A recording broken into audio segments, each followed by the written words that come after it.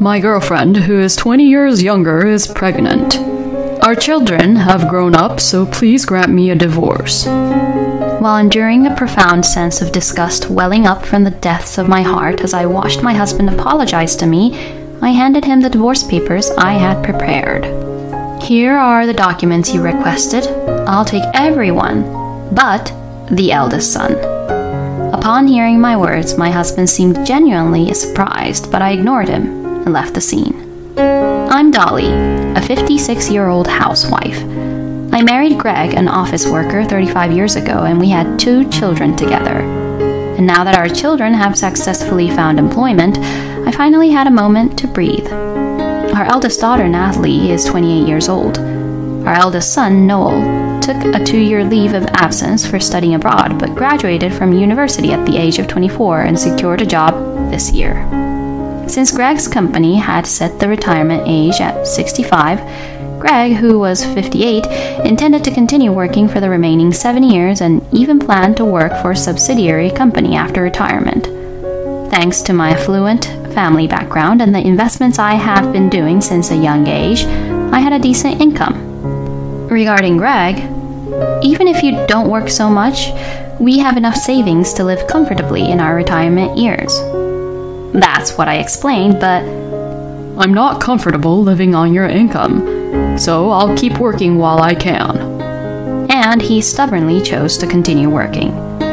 Greg has a sister-in-law who is 48 years old and 10 years younger than him. Greg has significant affection for his much younger sister-in-law. Unfortunately, there was no conflict between me and my sister-in-law, and when we met, we would engage in casual small talk. We had a normal relationship where we maintained a slight distance between us. However, that sister-in-law did something outrageous.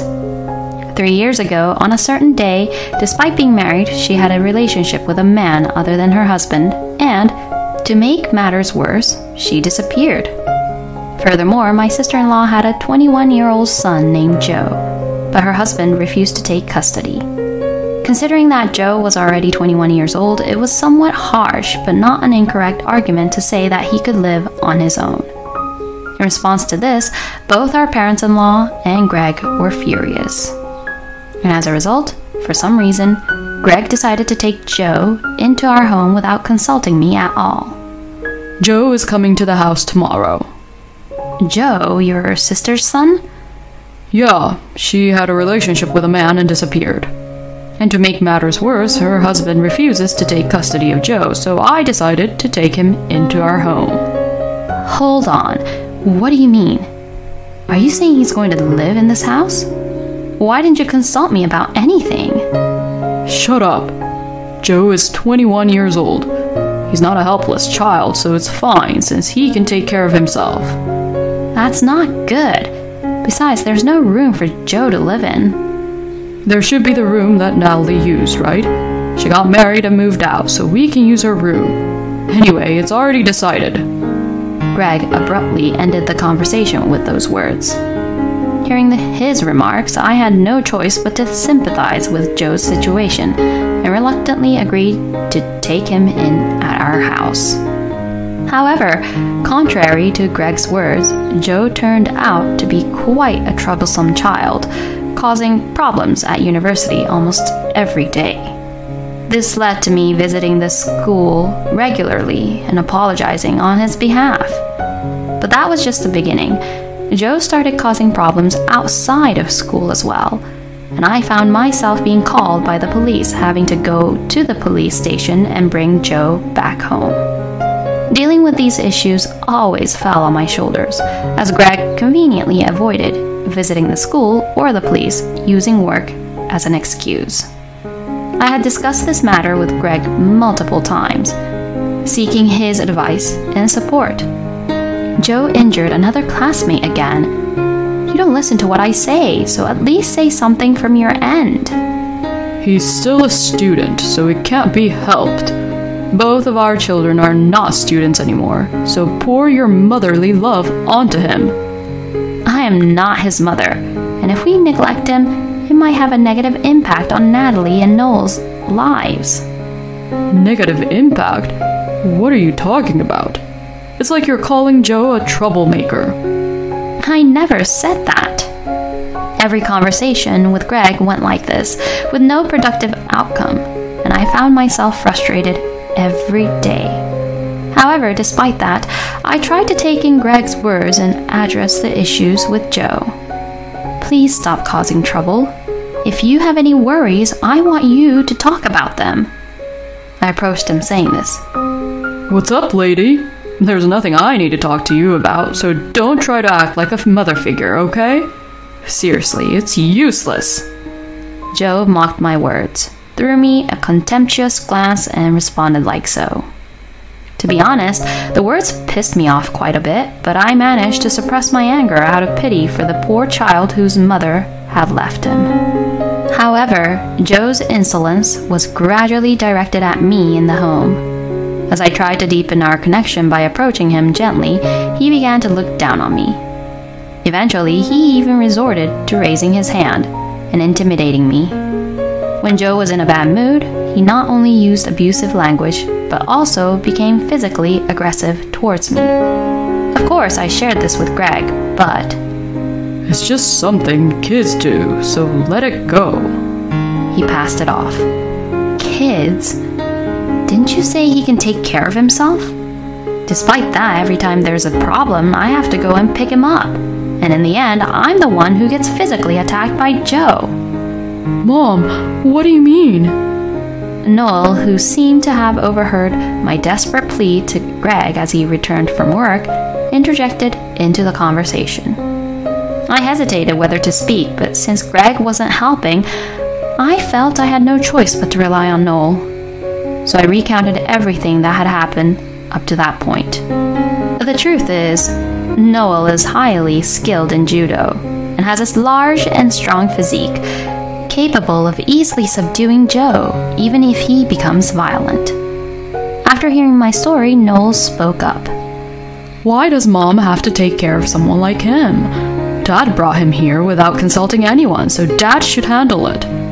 Anyway, if Joe lays a hand on Mom again, he'll face the consequences. Noel glared at Greg. What's with that attitude towards your father? Greg was furious with Noel, but Noel continued. You never consult the family on important matters, yet you conveniently act like a father figure only in situations like this. Noel blurted out those words. Sensing the situation becoming explosive, I decided to forcefully end the conversation. I honestly can't bear it anymore, so do something about it, I told Greg. The following day, I brought Joe home after another fight at school. Don't cause any more trouble.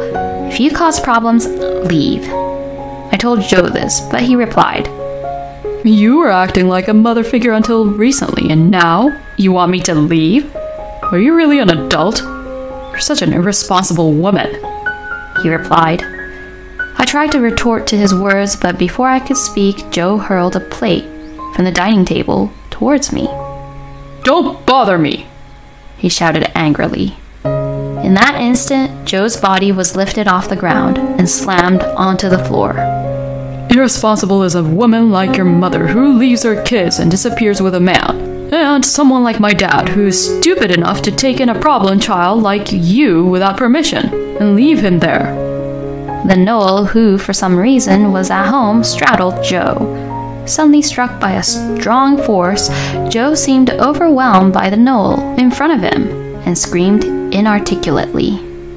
You thought Mom was weak, so you attacked her, right? You don't dare mess with someone like me, but you act all tough with people weaker than you. Don't you ever disrespect Mom again. Joe could only nod in tears at Noel's vehement rebuke. It seems that based on the conversation from the previous day, Noel had intended to have a serious discussion with Joe and come to an understanding, persuading him not to cause harm to me. And when he came home, he heard Joe and I arguing at the front door. After observing the situation quietly for a while and confirming a crucial moment, Noel managed to subdue Joe. From then on, Joe never physically assaulted me. However, he continued to verbally attack me behind Noel's back, making hurtful remarks in secret. and I reached the limit of my patience. Until then, I had been trying my best to make my relationship with Joe somewhat better. I made an effort to find out Joe's favorite food from my mother-in-law and served it during dinner. I also put in extra effort to engage in conversations with him, hoping to improve our connection. However, Joe and his friends engaged in shoplifting at a store on their way back from school, and he was caught and disciplined once again. On the way back from picking him up from the police station, I've reached my limit. When we get home, we will have a serious discussion, I announced, and mentioned that I would also have a conversation with Greg and Noel. And during dinner, if Joe's attitude doesn't improve any further, I will leave, and from now on, I will cease all efforts towards Joe. I don't even want to call him by his name, so I'll refer to him as your sister's eldest son, I told him. Greg, as usual, confronted me in response to my words. You're practically Joe's mother. How can you say something so cold-hearted? He blamed me. I have never been the mother of the eldest son, nor have I ever had the desire to be a mother. I don't have any warmth for a complete stranger who engages in criminal behavior. I spat out my words. Then it seemed Greg finally realized the seriousness of the situation, and as a compromise, he promised that if Joe caused another problem, he would enroll him in a boarding school. Although I didn't have much faith in it, it was the first time Greg proposed a compromise, so I decided to accept it, while also observing the situation. However, despite Joe's problem behavior decreasing, it never completely disappeared. And Greg, using the excuse of being busy with work, never fulfilled his promise. Noel finally started pushing for a divorce between Greg and me, and I began seriously considering it and making preparations. During this time, Greg started spending more time away from home, using work as an excuse, going on frequent overnight stays, and eventually even not coming back for days. Then one day, Greg came home unusually before dinner. My girlfriend, who is 20 years younger, is pregnant. The children are already adults, so please agree to the divorce. He apologized to me. With a sense of disgust towards this insincere apology, I handed him the divorce papers I had prepared. Here are the documents you wanted. I will take everyone except the eldest son, I replied. Huh? Take Joe with you too? No, that's impossible. After all, that child is a complete stranger to me. Moreover, he only causes problems and brings trouble. Why should I take him with me? My words provoked a stronger reaction from Joe than from Greg. You're still irresponsible. So after acting like a mother all this time, when I became a nuisance, you just want to abandon me. Is that it? When did you become a nuisance? You've been nothing but a nuisance from the beginning to the end. As Joe, on the verge of tears, looked at me with disbelief, I spoke to him while laughing, devoid of any sympathy. Noel, who had been silently observing the entire situation, finally spoke up. After all the things you, Dad, and Joe have done to Mom that require much more than just apologizing, you have the audacity to rely on her now. Saying that, Noel took the packed belongings and went with me to my parents' house. And I had already arranged for a lawyer to handle the divorce proceedings in compensation from Greg and his affair partner. I also contacted my in-laws to inform them of my sister-in-law's whereabouts, which I had found out through a private investigator. And then regarding my sister-in-law, I will claim child support for Joe, I declared. I had a sense of unease when Greg started spending more time away from home, so I immediately hired a private investigator and also located my sister-in-law's whereabouts. Greg, for some reason, refused to proceed with the divorce. There's no way I can afford any alimony, he complained to his lawyer. And, it's not surprising, Greg was spending money on his affair partner, and without my income, it would have been difficult to sustain their lifestyle. The lawyer... You were the one who brought up the divorce, correct? The lawyer said to Greg. I never thought she would actually go through with the divorce. And to demand alimony? I thought Dolly would be loving and provide child support for my child with my affair partner. I was taken aback by the outrageous things he was saying, and even lawyers who specialize in divorce were baffled. They had never seen anyone come up with something like that, and they didn't understand the argument at all. In any case, I had entrusted the divorce with Greg to the lawyer, but this time it seems that Joe contacted the lawyer asking to connect with me. Of course, I refused this request and asked Joe about the reason for his actions. Dolly was the only one who showed me motherly love, Joe apparently said. It seems that my in-laws sent Joe to my sister-in-law's place, but she had already started a new family and treated Joe coldly. Her common-law husband even resorted to physical punishment.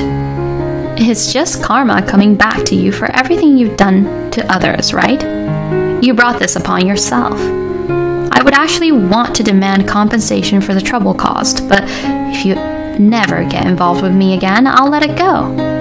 I asked for a message only, refusing any further communication. And at the same time, I informed my sister-in-law's actual husband of her whereabouts, resulting in her being held accountable for the affair. In the end, Joe had no choice but to go to Greg's place. But the woman who was Greg's affair partner refused to take in Joe. Greg tried to manipulate the situation just like he did with me, but it seems that the affair partner managed to escape. However, Greg was properly held responsible for child support, not only for the compensation to me, but also for the future child's upbringing. He fell into such financial distress that he couldn't afford to support himself, let alone take care of Joe. But Joe had no one else to rely on, so he waited for Greg outside his workplace and pleaded with him on the spot. Of course, other employees witnessed it, and it became a hot topic in the company. Despite nearing retirement age, Greg chose to resign voluntarily. I moved to my parents' house with Noel, and that's where Greg came to me in tears to tell me about the events that unfolded after our divorce. If you find my sister, I can let go of Joe. Let's live as a family without interference. You two are all I have. But when Noel heard this, he responded, Just the fact that a man like you claims to be my father is a stain on my life. It's absolutely impossible for us to live together, and I never want to see your face again. He firmly rejected. Greg looked at me, seeking help, but I said, I've asked you so many times, over and over again, about Joe, and you've ignored it all. I'm not going to listen to anything you have to say, I said, and closed the front door. Greg continued to cause a disturbance outside for a while, so I called the police to have him taken away. Then I immediately contacted a lawyer and obtained a restraining order. After that, it seems Greg tried to contact and visit our eldest daughter, Natalie, but her husband warned him to stay away. Natalie's husband was a police officer, so Greg, fearing another involvement with the police, apparently disappeared completely. And then Noel introduced me to his girlfriend, whom he is considering marrying. I will be fine on my own. Live with your future wife. Upon hearing this, Noel began cohabiting with his girlfriend, and I started living alone. Although I occasionally feel a sense of loneliness in my newfound life alone, I am enjoying a leisurely and fulfilling life of freedom. The alimony from Greg was originally planned to be paid in installments, but it quickly fell behind. When I informed my parents-in-law that I was considering legal action, they offered to advance the full payment on my behalf. It was quite distressing to me that I seemed to be depriving my parents-in-law of their retirement funds. In the first place, if Grandpa and Grandma didn't neglect Mom and push Joe onto her, Mom wouldn't have suffered at all, so there's no reason for Mom to worry about anything. When Noel said that to me, I felt somewhat relieved. From now on, while living my life for myself, I want to provide as much assistance as possible to Natalie and Noel, and support the happiness of my children.